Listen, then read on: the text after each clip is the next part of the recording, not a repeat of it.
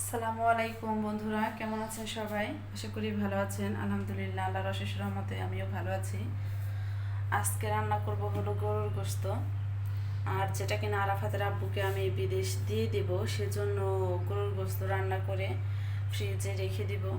এদিক দিয়ে সকাল হয়ে গেছে, জানলা দিয়ে রান্নাঘরে রোদ এসেছে। তো বন্ধুরা, আমি কিভাবে গরুর গোশত রান্না করি সম্পূর্ণ ভিডিওটি দেখতে হলে অবশ্যই সাথে থাকতে হবে। চলুন দেখা যাক। আমি ফ্রিজ থেকে এখন গরুর গোশত বের করব।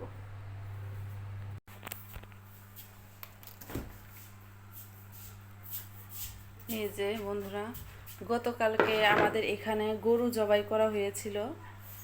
আর যেহেতু আমরা মাংস এমনি বাহির থেকে কিনে আনি না, সামনে যেটা জবাই করে সেখান থেকে সাধারণত গরুর গোশত আনা হয়। কালকে 4 কেজি গরুর গোশত আনা হয়েছে আরাফাতের আব্বুকে রান্না করে দিয়ে দিব বলে। আর সেটা কালকে রাত্রে আমি এই যে এটাকে আমি কেটে বেছে রেখেছি। আজকে ধুয়ে তারপর পরিষ্কার করে ধুয়ে এটাকে রান্না করব। এই যে এখানে আমি রসুন ছেঁচে থেতলো করে দিব, আর হলো এই যে আদা বাটবো, আর এখানে যে জিরে, এই কয় আইটেম আমি বেটে দেবো। আমার ফ্রিজে কিন্তু আদা বাটা রসুন বাটা আছে, আমি সেগুলো দিয়ে রান্না করবো না। আমি এই যে একবারে নগদ ফগদ বেটে দেবো। এই যে নগদ করলে হয় কি, এটা তরকারি অনেক ভালো হয়, মজা হয়। তো আমি ফ্রিজের আদা রসুন বাটা এই মাংসতে দিব না। এই যে এদিক দিয়ে আমি তড়িঘড়ি করে সব কিছু রেডি করে নিয়েছি। এই যে এখানে আছে গরুর গোশত, প্রায় আড়াই কেজির উপরে হবে, 3 কেজির মতো। তাছাড়া যে এখানে পেঁয়াজ কুচি করে রেখেছি, এখানে আস্ত রসুন, আর যেটা হলো আমাদের ছাদের নিজের গাছের মরিচ, এই যে তেজপাতা, এলাচ, দারচিনি, লবঙ্গ। এছাড়াও ওই যে রসুন আমি থেতলো করে নিয়েছি, আর জিরে বাটা, আদা বাটা। এছাড়াও এখানে প্রয়োজনীয় যাবতীয় মশলাপাতি রেখেছি। তো এখন আমি রান্নার পর্যায়ে শুরু করে দিই। কড়াইটা গরম হয়ে গেছে, এখন কড়াইতে তেল দিয়ে দিই। এখন আমি এই যে তেজপাতা, এই মশলাগুলো দিয়ে দেবো, এলাচ, দারচিনি, তারপরে পেঁয়াজগুলো দিয়ে দেবো।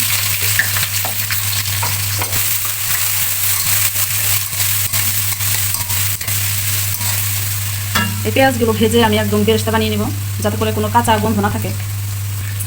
তাছাড়া ওই যে এখানে আস্ত রসুন, এই রসুনগুলো আমি দিয়ে দিব। আমার আবার গরুর গোশতে আস্ত রসুন দিতে খুবই ভালো লাগে, রসুনগুলো খেতে। তো সব কিছু একসাথে ভেজে নিব। এখানে কিন্তু কোনো মশলাই কাঁচা যাবে না, সব কিছু ভেজে তারপরে দেবো, যেহেতু এই খাবারটা অনেক দূরে যাবে, অনেকটা লং টাইম নিয়ে এটা যাবে। এখানে আমি থেতো করা রসুন দিয়ে দিচ্ছি, এগুলো ভাজা হোক, তারপরে আদা রসুন দিয়ে আদা জিরে দেবো। এই যে আমার কিন্তু এই যে বন্ধুরা পেঁয়াজগুলো ভাজা হয়ে গেছে, একদম এই যে বেরেস্তা হয়ে গেছে। ক্যামেরাতে খুব একটা বোঝা যাচ্ছে না, একদম বেরেস্তা বানিয়ে নিয়েছি। এখন আমি এই আদা আর জিরে বাটাটা দিয়ে দেবো, কারণ পুরোটাই দিব আমি পরিমাণ মতো দিয়ে দিচ্ছি।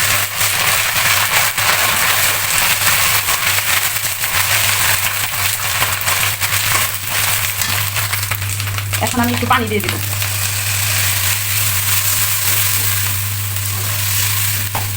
এই পর্যায়ে আমি এক এক করে সব মশলা দিয়ে দিব। এই যে দেবো হলুদ গুঁড়ো, এই যে মরিচ গুঁড়ো, এগুলো কিন্তু আমার হাতে ভাঙানো মরিচ গুঁড়ো। আর এই যে এখানে আছে ধনিয়া, পাঁচমিশালি, যত সসপাতি আছে সেগুলো ভাঙানো, এগুলো সব আমি হাতে ভাঙিয়েছি। তো এই মশলাপাতি দিয়ে এটাকে আমি ভালো মতো কষাবো।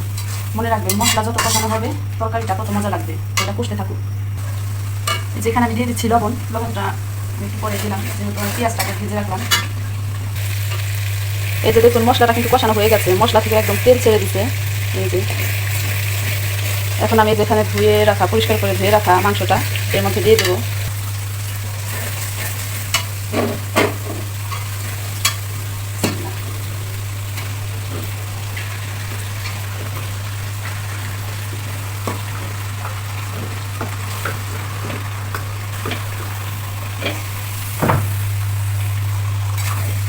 এখন আমি নেড়ে চেড়ে সব মশলার সাথে মিশিয়ে দেবো।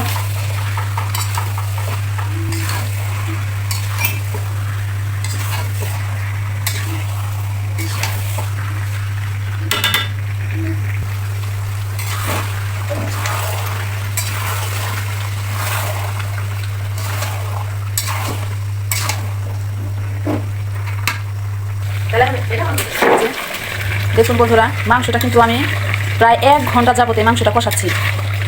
আমি এমন পর্যায়ে মাংসটা কষাবো যাতে হাত দিয়ে চাপ দিলে এই মাংসটা গলে যায়। তো আমার মাংসটা কিন্তু কষানো হয়ে গেছে। এখন আমি ঝোলের পানিটা দিয়ে দিব। আর আমি ঠান্ডা পানি দেবো না, গরম পানি দেবো। এই যে দেখুন কি সুন্দর মাংস কষানো হয়েছে।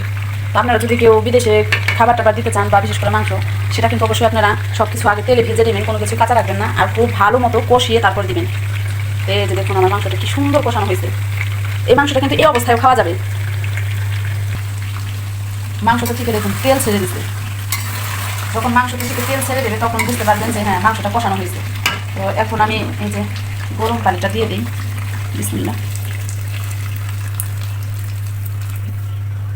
তো এইভাবেই ঝোল দিয়ে আমি আরও কিছুক্ষণ জাল দিব, তারপরে এটা ফাইনাল লুক আসবে।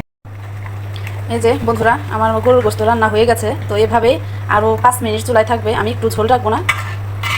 তো ঝোল শুকিয়ে গেলে নামিয়ে তারপরে এটাকে জড়িয়ে একটা বক্সে ভরে ফ্রিজে রেখে দেবো।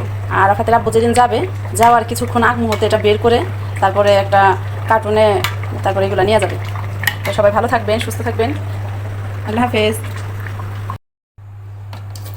এই যে গরুর মাংসটা আমি রান্না করেছি আরাফাতের আব্বুকে দেওয়ার জন্য। এখন এটাকে বক্সে ভরে রাখবো, তারপর কস্টিপ মেরে তারপর ডিপ ফ্রিজে রেখে দেব, যাতে করে আরাফাতের আব্বু যেদিন যাবে সেদিন নিয়ে যেতে পারে।